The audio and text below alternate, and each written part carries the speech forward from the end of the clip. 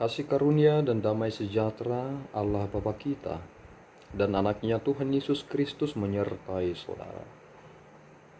Amin. Shalom saudaraku yang terkasih, di dalam nama Tuhan Yesus Kristus senang bisa menyapa saudara di tempat saudara berada hari ini. Dalam dimensi yang berbeda tetapi dalam dunia yang sama. Sebagai insan yang diciptakan untuk Tuhan, sebelum melakukan rangkaian aktivitas kita pada hari ini, marilah kita mengawalinya dengan mendengarkan firman Tuhan. Shalom buat kita semuanya. Ayat renungan kita pada hari ini yang tertulis pada Amsal 22 ayat 8 yang berbunyi, orang yang menabur kecurangan akan menuai bencana dan tongkat amarahnya akan habis di sana. Demikianlah firman Tuhan. Amin. Saudaraku yang terkasih di dalam nama Tuhan Yesus Kristus, apa yang membuat seseorang itu sampai memutuskan supaya ia bertindak curang? Tentu ketika seseorang misunderstanding atau kehilangan arah atau orientasi tentang nama baik, terkait tentang kesuksesan, terkait tentang popularitas, dan terkait tentang kekayaan, akan membuat seseorang itu tidak mampu mengendalikan dirinya.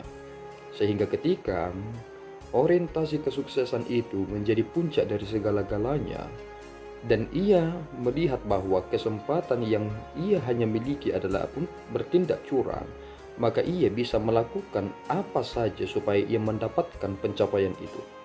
Sebenarnya ketika kita menyadari hal ini, kebanyakan orang setelah melakukan tindakan curang itu, setelah pada penghujung segala sesuatunya ia baru menyadari bahwa tidak ada kegunaannya jika aku berlaku demikian. Itu adalah sesuatu hal yang dipaksakan, tetapi sebenarnya itu belum pada waktunya. Ada ucapan yang berkata seperti ini, atau istilah dalam orang Batak yang mengatakan, "Ima nagi dokon barpargue sotidikina." Mengapa demikian? Mengapa dikatakan tidak berbuah pada waktunya? Karena dipaksa untuk berbuah.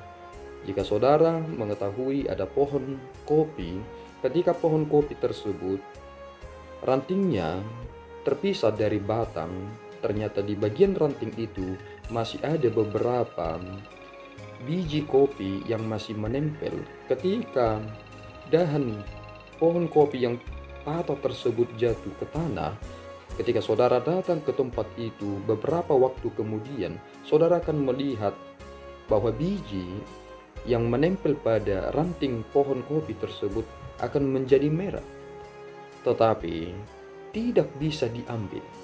Mengapa demikian? Nampaknya buahnya merah, tetapi sebenarnya itu tidak matang. Tetapi itu menjadi merah karena telah terpisah dari batangnya, sehingga disebutlah ia merah belum pada waktunya. Sebab ketika ia jatuh, ia masih adalah buah yang masih muda, sehingga tidak berguna sama sekali. Oleh karena itu saudaraku yang terkasih, semakin kita memikirkan hal ini, apa yang membuat kita harus menjadi pribadi-pribadi yang hidup dengan jujur, yang benar-benar takut dan memiliki nama baik serta reputasi yang baik? Jawabannya adalah sederhana, bahwasanya ketika seseorang melakukan tindak kecurangan dalam dirinya untuk mendapatkan suatu kesuksesan atau apa saja, sebenarnya ia tidak yakin dengan dirinya, dan kemudian ia tidak yakin dengan pemeliharaan Tuhan. Ia langsung mengurung dan mengunci sebuah pemahaman bahwasanya orang-orang yang terberkati itu adalah orang-orang yang berkelimpahan, sehingga mindsetnya selalu dibawa kepada konsep tentang kelimpahan. Akibatnya ia menghalalkan segala cara meskipun itu bukan tindakan yang baik, sehingga lewat apa yang dia kerjakan, dia punya cita-cita atau mimpi supaya menjadi orang yang hebat. Dan Tuhan tidak mengkehendaki hal tersebut. Itu mengapa ketika Yakub mengambil hak kesulungan dari abangnya Esau, dan kemudian ia mendapatkan berkat dari ayahnya Ishak, ternyata Tuhan juga telah menyatakan kepada Yakub bahwasanya dia akan terberkati sama seperti Abraham. Ia mendahului Allah dalam hal itu, bukan? Seandainya ia tidak berlaku curang, apakah Tuhan akan memberkatinya? Tuhan telah mempersiapkan itu, tetapi manusia itu sering sekali tidak sabar dan melangkahi, bahkan mendahului Tuhan akan rencana itu. Dan cara yang sering dilakukan oleh manusia itu adalah berlaku curang. Apakah saudara akan menjadi yakin atau saudara bisa memastikan bahwa saudara akan menjadi orang-orang yang akan Tuhan pakai di masa depan jika saudara berlaku curang? Jangan-jangan saudara hanya memperhatikan diri saudara, tetapi tidak memperhatikan Allah dengan sesungguhnya. Dan kebanyakan dari antara orang-orang saat ini adalah mengaku dirinya sebagai orang-orang yang mengikut Yesus Kristus, tetapi tetap juga melakukan dosa yang disebut dengan improvisasi. Mengapa saya mengatakan seperti improvisasi? Karena ia berkata, ini hanya seperti ini.